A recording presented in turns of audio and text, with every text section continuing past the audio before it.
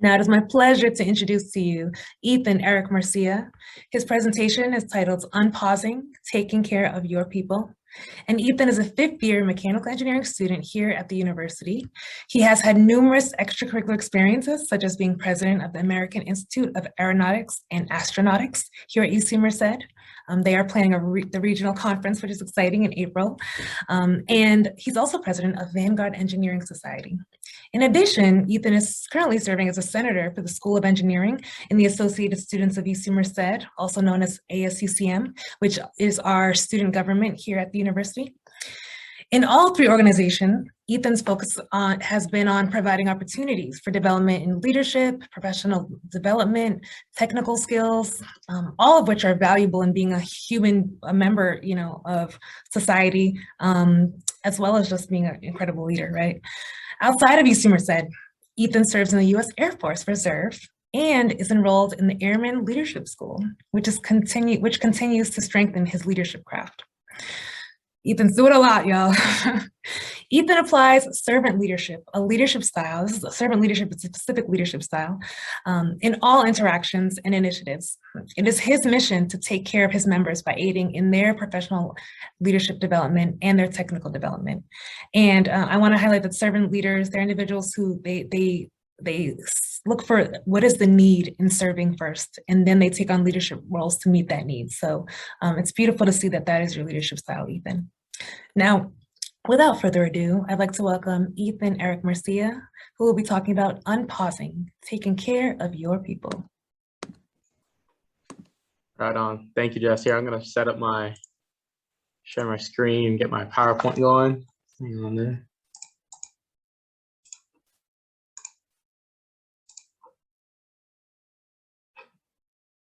All right, is everybody able to see the presentation?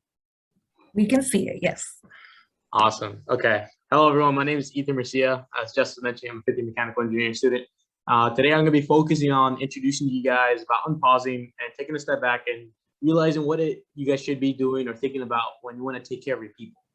I'm going to be putting a huge emphasis on the whole concept of impact to kind of give you a street definition of impact. So if you look at it online, it's to strongly affect someone or something. Now, obviously, you can negatively impact someone, you can positively impact someone, depending on what you do. But obviously, we're going to focus on being more positive.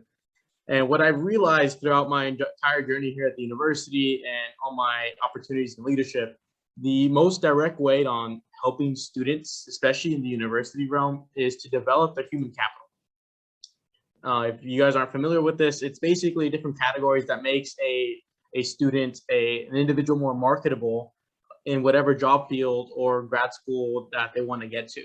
So if you can provide opportunities or resources that's going to develop their knowledge, their skills, their experiences, and even the judgment, wisdom, as well as any of these categories that are outlined in this picture. If you guys are able to realize that you can provide opportunities that develop your students, then therefore you're actually going to be helping them and taking care of them in the long run. Now, I do want to provide a differentiation on the whole concept of impact with output and outcome, because I believe these three words are actually very much synonymous with each other. But I do want to drive the distinction between them, and it's going to help you guys realize the process in which you guys can help your students moving forward. Now, this model right here is actually more applicable to a business model, but if you guys think about what you guys are producing and giving your students, it's all about giving them a product in which they take advantage of that can help their development.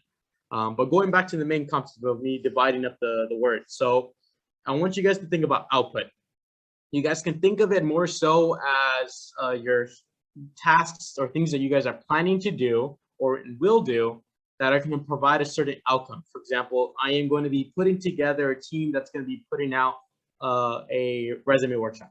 Simple as that. Cool.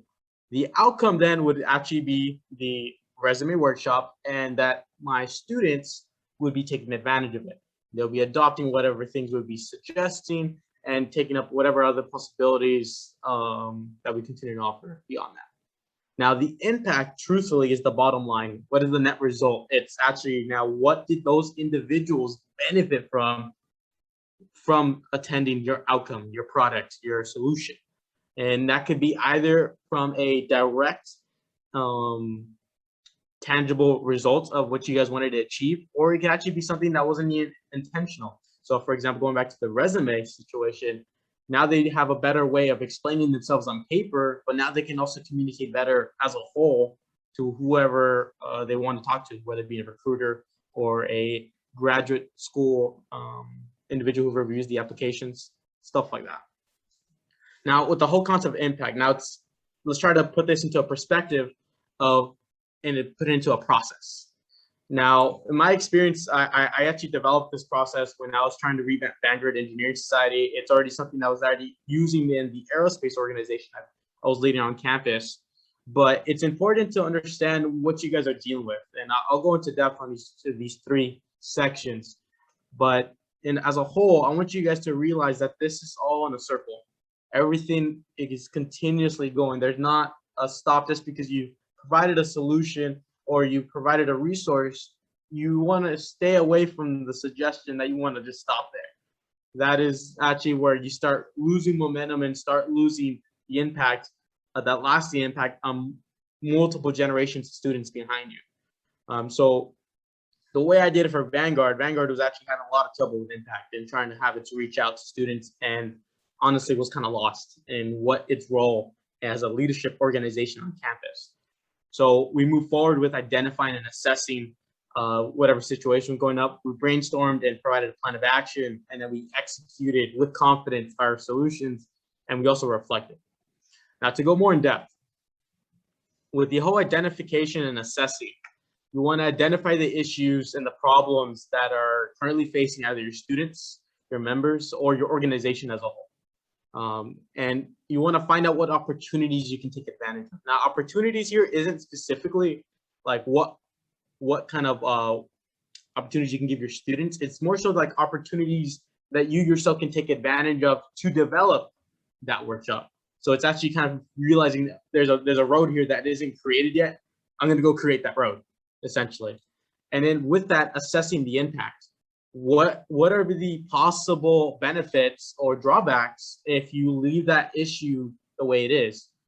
What if you solve it? What are some positive, negative things that could happen?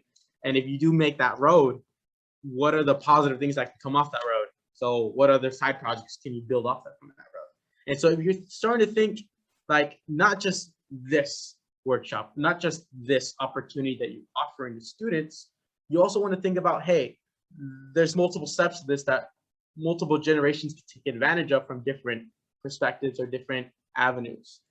And so once you assess that impact, you decide, hey, we're going to provide a solution, we're going to provide an opportunity. You want to brainstorm these possible solutions. And once you're brainstorming them, you're going to realize what you guys want to do. You're just going to start to realize, hey, we want to focus more on this, not so much that. And then once you're thinking like that, you're realizing now that you're building a vision and a mission based on that solution. And this is where things get exciting. Because now you have a thing that's going to constantly reassure you on what you guys want to do. You also want to keep in mind, though, now that you have your solution kind of ironed out, you have your vision and your mission, what are the materials you're guys going to need? Resources, personnel, logistics. What are you going to need to make that solution or opportunity feasible? In addition to that, what is it going to take to get those steps? What steps do you need to take to achieve that solution or provide that opportunity? And I recommend actually developing SMART goals here, which SMART is actually an acronym. The acronym slipped my mind, but basically it's specific, measurable, realistic, and time-sensitive goals. And then whatever underneath those goals, what are the individual tasks required to get that? And then I recommend actually creating a timeline of that goals. So I'm going to get it done in a week, one goal, the second goal, second week, and making long-term and short goals based off that. And then at the end of that, actually figuring out what is required for me to make the solution sustainable. Because the worst part is if you create a solution and it doesn't stick, it just goes away. And it's okay if it happens, that happens a lot, but the bigger impact that comes out of this, if you develop a program or an initiative or a workshop that is self-recurring, that doesn't necessarily need you to be in the driver's seat, that you can pass it on. And then whatever else can be innovative and impactful. Now, obviously, you don't need to develop that full thing right there because you still haven't executed the plan. You still need time to reflect. So then let's go to the next section. Let's say now that you executed with confidence. I recommend that you guys document everything, document the output, the outcome, the impacts, and then you gather all the information that's required. Whether it being, okay, the goals met, what issues happened, opportunities for growth and innovation, and then you want to identify what was the impact the participants gained, either intentionally or non-intentionally. And what that means is, okay, you provide the resume workshop, 10 students now create the resume. That's intentional. And non-intentionally now is, what other benefits did they gain from that interaction? And then once you are assessing all that, now you got to realize, okay, what is now needed to make this sustainable? Did the time frame need to be different? Should it happen earlier or later in the year? What does it take to make it more innovative, or can it be more innovative?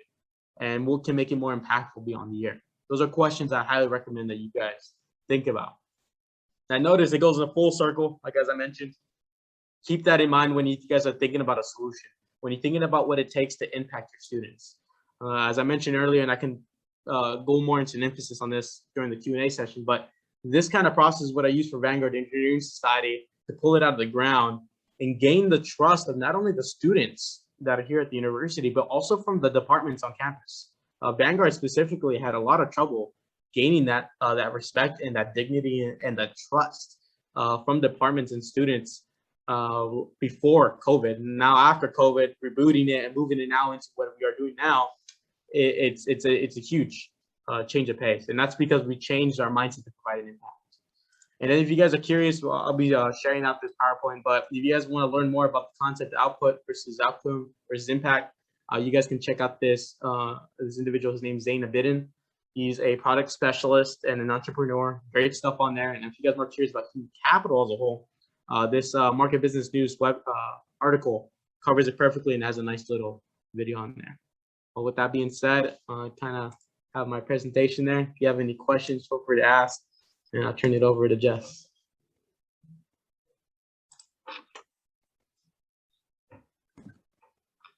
Ethan, that was so informative, jam-packed with practical strategy, right? To engage in leadership, right? Leaders, you gotta have a plan. You have to have a plan, and you provided a very detailed framework for how to make an impact, particularly, right, when we're talking about organizational leadership, right? Actually creating change, making things happen requires intentionality, like you said, and you'll see both intentional impacts, but also those, you call them unintentional. I'd like to think of them, you know, those bonus impacts that you weren't specifically going for, but that benefit the group. I personally have seen you lead Vanguard, create incredible programs and also events that I think will be annual traditions long after you graduate. And I love that you highlighted SMART goals, right? Because those are very specific, measurable, like you said, timely goals that help us actually achieve our goals, right? Leadership's not just about engaging with people, but actually making an actual impact. And your presentation really outlined the strategies to do just that. And so thank you so much for your presentation. Thank you for your strategies. And I love that the title was about taking care of your people, right? Because leadership is about your team, right? Leading with others, not just about one person. And you really highlighted strategies to do that.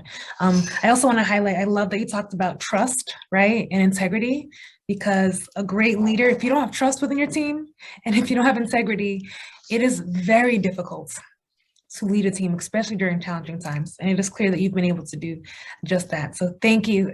Thank you, Ethan, for your incredible presentation. I want to take a moment to see if we have any questions, whether it's from our student presenters or from our audience. Again, those of you watching, you can feel free to drop your questions in our Q&A. If you drop them in the chat, I'm sure I'll see them as well. So any questions or comments either from our audience or from our panel that we have here?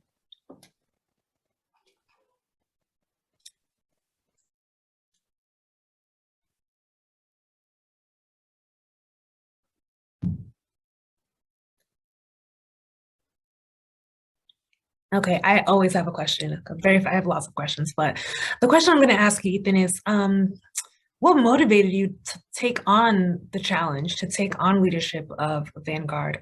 Again, I think many of us, including my colleagues and your fellow student leaders in Vanguard, have seen, you know, a great great impact of Vanguard this past year. What motivated you to take on that challenge? Because it's especially during a remote academic year. Yeah, no, it depends on which role I decided to take advantage of. Ultimately, it is for the benefit of the students around me and the students that are going to take up my positions later on, and the students that are going to be taking advantage of whatever we create. But I think it just depends on what opportunities, what roads I can kind of create. I see where there's an avenue where I can take advantage of that can help the students around. That's why I joined student government, because one of the main things that especially engineering organizations need support in is having an advocate for funding specifically for projects, because that's tangible work that engineering students need help on, because that is where they get their project experience, and that's what's required for them to get a job. If not, it's gonna be a lot more difficult for them to get a job. For Vanguard Engineering Society, I realized that Vanguard had the opportunity to be a campus leader and an organization that could unite all the engineering organizations as one and serve not only as a marketing platform for the university, seeing what engineering students are doing besides just research, but also as a way to get funding potentially to these engineering organizations. So I see certain opportunities where not only I can develop, but I can find ways where I can make some waves and help other students in other organizations. I get bored like that. I'm like, oh, maybe that could work. Let's go see if that could work. I love that. So I have another question, and then I know we have a question in the Q&A, so I want to get to that. So I know, Vanguard is an organization, and you have incredible student leaders, including yourself, but as well as your peers in Vanguard. And I had the opportunity to attend your symposium. Was it a symposium? The event in April?